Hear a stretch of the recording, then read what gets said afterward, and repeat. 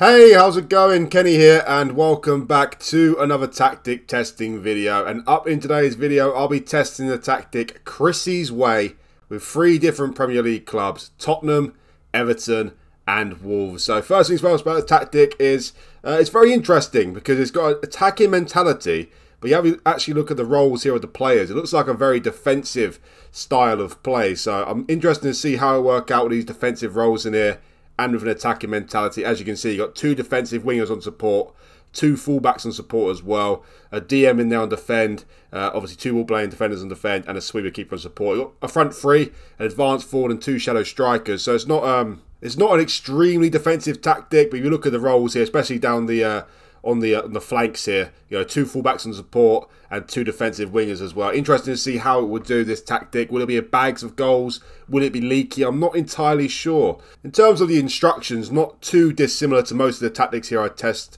You got shorter passes on there, higher tempo, run at defence, pass into space as well. In transition always seems to be the same with every single tactic I see. Counter press, counter, distribute quickly and roll it out as well. Out of possession a little bit out of the norm is a pressing trap inside, and also stop crosses as well. Shouldn't be that hard to stop crosses really when you've got 2 defensive wingers and 2 fullbacks and support in there as well. So I'm very intrigued to see how it will work out. As I said, it's an interesting one.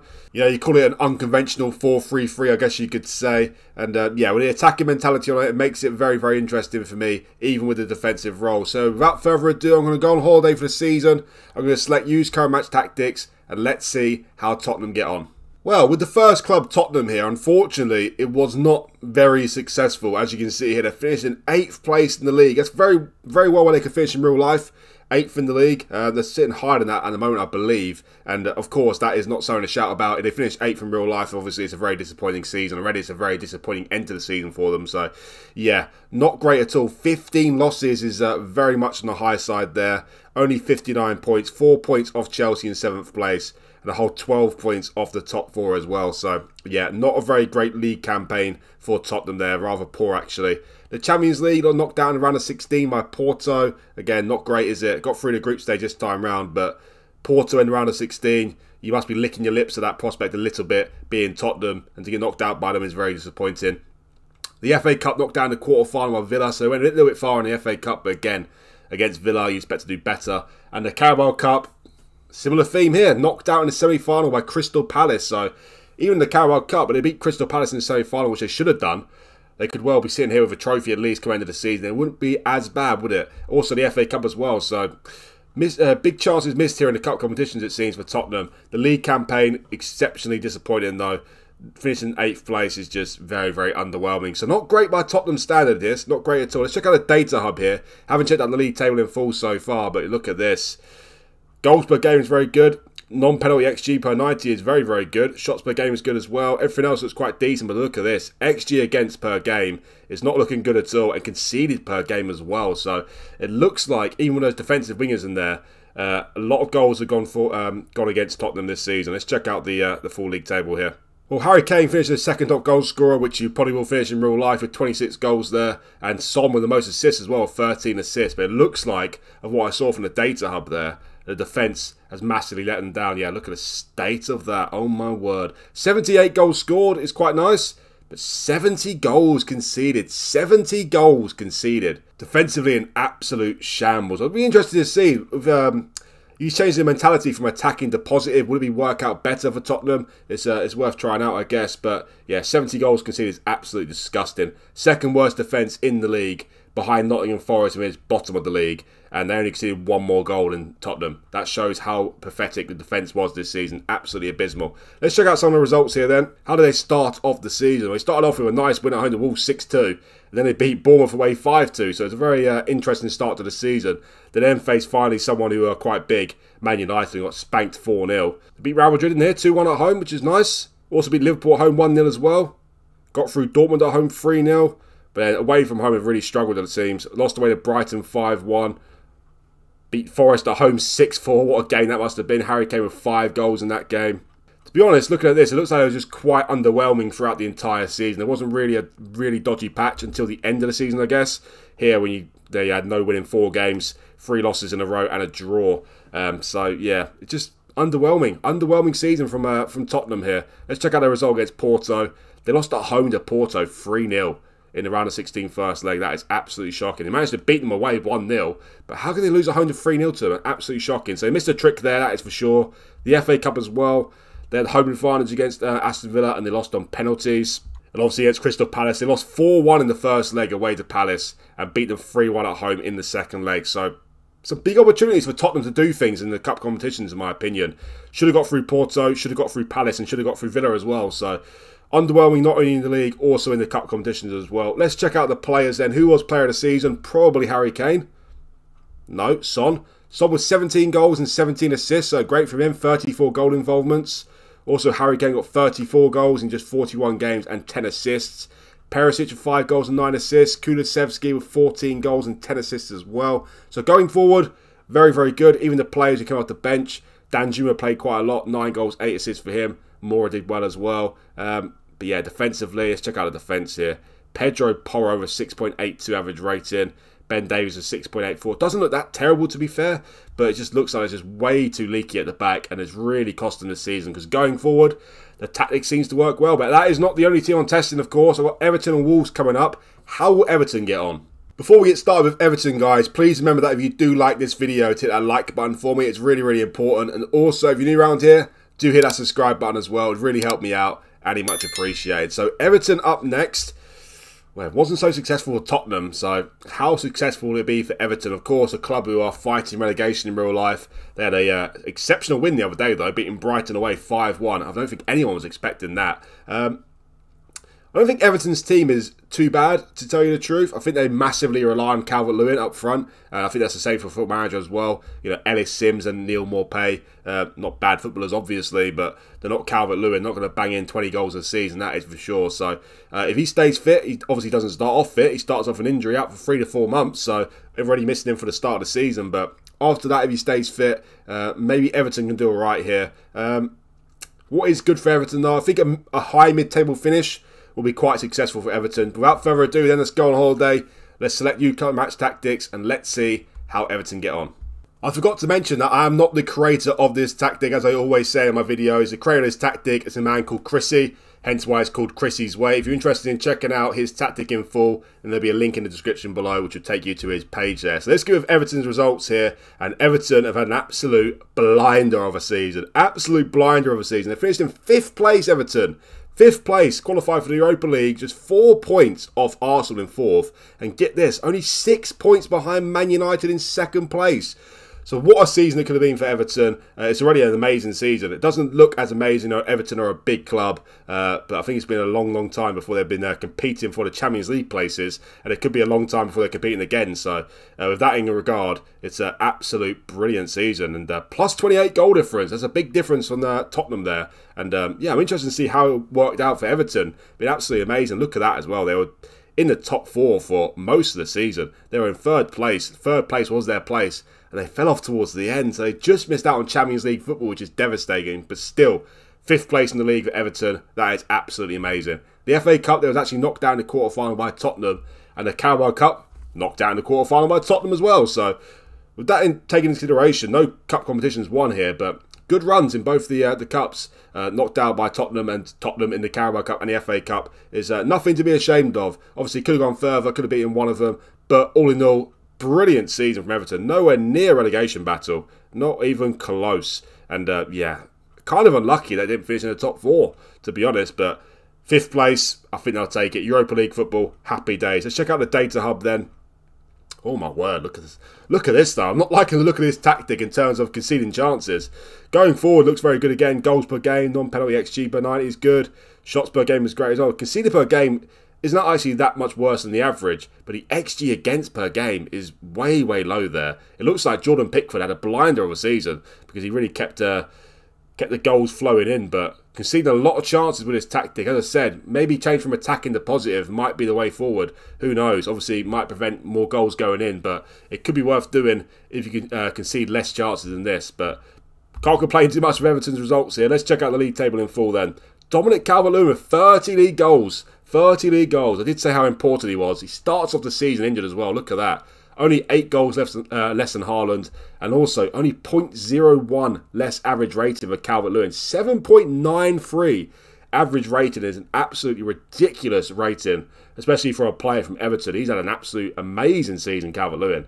Dwight McNeil as well with 15 assists. Brilliant from him. Top assist maker in the league. So, wow, going forward, looks like Everton are even better than Tottenham going forward, which is amazing.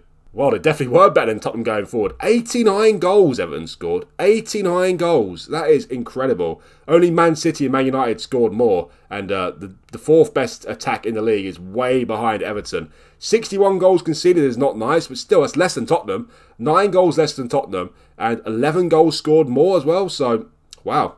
Wow, it seems like this tactic works better with the underdog team, it seems. Although saying that, every time I test Tottenham out in a tactic testing video, they just don't seem to do well at all. It just seems like Tottenham are just no good at any tactic. But Everton did well here. Plus 28 goal difference, 70 points. Wow, what a season from them. Let's check out the results then. How do they start off the season? Well, they started off the season a bit iffy, to tell you the truth. They beat Fulham at home 4-1, but then 4 losses in the next 6 games in the league. Lost away to Man City, though. Lost away to Brighton. Away to Brentford. And away, well, you can't moan too much. That is 4 tricky games. I lost all 4 of them, but yeah, can't moan too much. After that, though, the period before the start of the World Cup, it seemed to go absolutely brilliant for Everton. They won 8 of their 9 games before the World Cup, including wins against Arsenal away. They beat Tottenham away in there as well. So yeah, great period of form that was for Everton there. That looks like when they cemented their 3rd place. Unfortunately, fell off towards the end. They got battered by Tottenham 3-0 away in the Carabao Cup quarter-final, so they didn't really get far in there. And also, look at the state of that, look. Sanchez got sent off after 40 minutes, and Tottenham casually scored 3 goals with 10 men in the last 15 minutes of the game, so that is a bit disappointing. Narrow defeat in the FA Cup quarter-final, though, only 1-0 to Tottenham. And it looks like the wheels came off towards the end. They ran out of steam, because the period of April and May, apart from the start of the season, was the worst period of the season. This is when they blew their top 4 hopes, but as I said, 5th place for Everton is absolutely incredible. I don't think we have too many guesses for a player of the season. Oh my word, look at Calvert-Lewin. 35 goals he scored in just 30 games. That's Haaland level. What is he? Well, obviously Haaland scored a lot more goals than 35, but he only played 30 games in the season. 30 starts, no substitution appearances, 35 goals and 4 assists. Unbelievable from him. Demarai Gray as well with 16 goals and 16 assists. Very similar to Son's record for Tottenham there. Iwobi with 9 goals and 9 assists. Decore got 14 goals and 10 assists as well. Dwight McNeil with 3 goals and 16 assists. Ellis Sims scored 11 goals from just 4 starts. Jordan Pickford had a good season as well, as I mentioned there, 7.05. Onana had a good season. Even Morpay got 10 goals in 12 starts as well. So, yeah, going forward, this tactic seems to work an absolute treat. It's just finding that correct balance for the defence, I think. Well, most disappointing player of the season, you have to say, is Tarkowski. And he had an average rate of 6.89, so that is not too shabby at all. Brilliant from Everton. 5th in the league. Calvert-Lewin, absolutely possessed with this tactic. 35 goals in just 30 games. That is unreal. Anyway, let's check out the final team in the video. Let's check out Wolves. Well, final team in the video here is Wolves, of course. Interesting to see how they'll do. Tottenham, very underwhelming. Everton, massively exceeded expectations. So we've got 1 for 1 right now. Will Wolves end it with a high or end it with a bit of a low? Interesting to see. Obviously, well, we all know Tottenham have got a better squad than Everton. Everton did much better than them. And Wolves, you'd say, have got a better squad than Everton as well. So, interesting to see what will happen here. Is this the ideal underdog tactic? I'm not sure. I guess we'll find out, though. Going on holiday again. Select use match tactics. Let's see how Wolves get on. Well, unfortunately, Wolves have had a very underwhelming season. Very, very underwhelming. They finished down in 14th place, which is about right for this season, I'd say. Wolves probably finished about 14th, 13th place in real life, but obviously they've underachieved a little bit this season. You expect Wolves to be pushing for a top 10 finish at least with the squad they have. So minus 27 goal difference as well. It's not looking good for the defence, is it? It's not looking good for the defence at all. And look at that. There's only 4 points to get a relegation zone. You actually look at their graph here as well. They spent a lot of time in the relegation zone. It seems like they just managed to get out towards the end there. So yeah, very, very disappointing. Look at the state of this season, by the way. Look how tight it is. Absolutely ridiculous. Southampton on 40 points. Only 5 points between them in 19th and Aston Villa in 13th. It doesn't get much. There's not much difference between the clubs after that point as well. And Liverpool ran out way clear at the top there. And Nottingham Forest at the bottom, way clear at the bottom as well. Other than that, it was almost like the Championship, you'd say. But Wolves in 14th place. Disappointing. At least they managed to get out of the relegation zone towards the end there. But yeah, shocking season from them. Really, really shocking. Nothing to shout about in the cup competitions as well. Knocked down in the 4th round by Leeds in the FA Cup and knocked down in the 2nd round by Nottingham Forest in the Carabao Cup. Let's check out the data hub then. What is the damage? Oh my word, look at the state of it. Look at the state of it. Well, it looks like they've been let down a little bit here, Wolves. Different to Tottenham and Everton because their defences were poor as well. Going forward, looks like they're missing a good striker here at Wolves. You see their goals per game is better than average. And non-penalty XG per 90 is better than average as well, but not quite as tall there as the Everton and Tottenham's graph. And XG against per game, it looks like it is the worst in the league. And conceded per game is not far from being worse than the league as well. So defensively, this tactic is not great, to tell you the truth. Not great at all. So if you've not got a great attack, best to avoid this tactic. Unless you're Everton, of course. If you're Everton, then use this tactic because it works an absolute treat for you. Well, let's check out the league table in full here. First thing I notice is Pedro Neto topping the assist mark again with 16 assists. No top goal scorer in the top 3 here, though. Of course, Kane and Calvert-Lewin were both second. Technically first because Haaland doesn't count in their simulations there. Let's check out the league table then.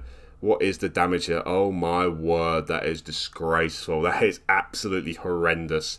17 losses for Wolves. Well, look at that. 96 goals conceded. 96 goals conceded. That is terrible. Has anyone even conceded more than 100 goals in the Premier League season before? Is that a record? I had to check this. Is this a record? Well, it's not a record because Blackpool conceded 125 in the 1931 season. Well, we're interested to know if that's a record in the Premier League era because that is just horrendous. 69 goals scored. Probably got him out of jail a little bit, to tell you the truth, because that defence is absolutely terrible. As I said, if I was to play with this tactic, I think I'd get rid of the attacking mentality and go with positive maximum because, yeah, the goals they're leaking is just absolutely crazy. They conceded 11 goals to Man United, Liverpool and Arsenal. So just those 3 clubs in 6 games, they conceded 33 of the 96 goals. That is disgraceful. Absolutely disgraceful. Wow. I haven't even scrolled up to the top yet to check out the results, but I just clocked this in December. Look at this. Against Man United away, they lost 8-1. 3 days later, they played Liverpool at home and they lost 8-4. What on earth? They conceded 16 goals in 2 games. Wow, has anyone ever seen an 8-4 result? Have you ever seen an 8-4? I think I remember seeing an 8-3 like 20 years ago. Monaco versus Dortmund, I think it was, in the Champions League. Unless I'm making things up. But 8-4. What on earth is going on there? That is absolutely horrendous. 16 goals scored in 2 games. Shouldn't be allowed, should it? Should not be allowed. Well, they started off the season terribly. They beat Palace at home in the first game, but then lots and lots of defeats, lots of goals conceded. Lost away to Leeds 6-2 as well, which should never be happening, should it? You should not be losing away to Leeds 6-2. Drew away to Southampton 4-4 as well. Definitely wasn't boring. Definitely wasn't boring, that's for sure. Lost at home to Arsenal 6-0 as well. Horrendous. This is the period that actually saved them from relegation, to be honest, because they were probably the worst team in the league up to that point, or one of the worst teams in the league. But this period here is actually quite a good end to the season. It looks like the defence got a little bit sorted out. No more 8 goals conceded. The most goals they conceded from that point onwards was 4, and that was the final game of the season. And yeah, lots of wins. They actually went unbeaten for 8 games, which is just out of the ordinary there. Drawn away to Liverpool 3-3. Beat Man United at home 4-3. Interesting, in the 2 games against Liverpool and Man United, so the 4 games in total, there's actually 34 goals in those 4 games, which is just absolutely ridiculous. Absolutely ridiculous. Yeah, this good end to the season, saved them from relegation, which is nice, but yeah, way too leaky. Well, you can't even say it's way too leaky at the back. It's just unheard of. 96 goals conceded. And you stayed up. And you didn't get relegated. What on earth is going on? Well, in terms of the best player of the season, well, Daniel Bentley, the backup goalkeeper, played 1 game, got 8.2 ratings. He did well in his 1 game of the season. Sarabia, though, got 15 goals and 10 assists, so he did really well. 7.25. Again, it's a similar theme to the other 2. It's just that Wolves' defence is much worse than the other 2.